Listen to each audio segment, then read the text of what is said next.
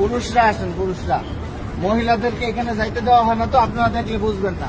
একটু আপনারা সাইডে থাকেন।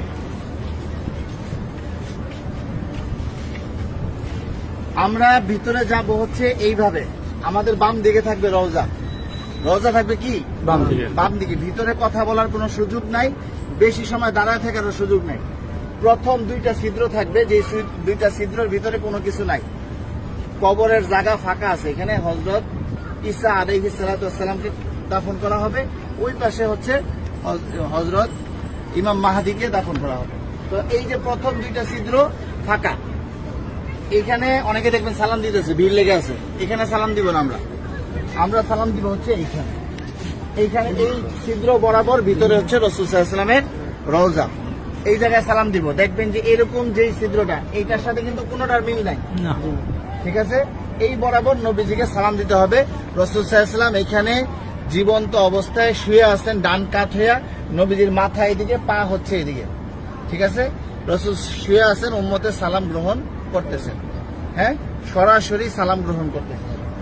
তারপরে এখানে আবু বকর রাদিয়াল্লাহু আনহুর কবর, এই বরাবর। এখানে আবু বকর রাদিয়াল্লাহু আনহুকে সালাম দিতে হবে। কিভাবে সালাম দিব? নবীজিকে কিভাবে দিব? আসসালাতু আসসালামু আলাইকা ইয়া রাসূলুল্লাহ, আসসালাতু আসসালামু আলাইকা ইয়া হাবিবাল্লাহ। যতটুকু বেশি আমরা পারি বলার চেষ্টা করব। সালাম দেওয়ার সবচেয়ে সুন্দর সময় হচ্ছে রাত্রে 10:30টার পর থেকে নিয়ে রাত্রে 1টা-2টা পর্যন্ত ফাঁকা থাকে, ভিড় থাকে না।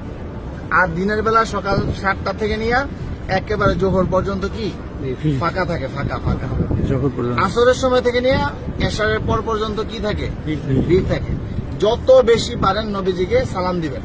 যদি সালাম কবুল হয়ে যায়, আল্লাহ নবী বলতেছেন যে আমার রোজায় যে সালাম দিল তার উপরে, আমার উপরে ওয়াজিব হয়ে যায় তার জন্য হাসরের ময়দানে সুপারিশ করা।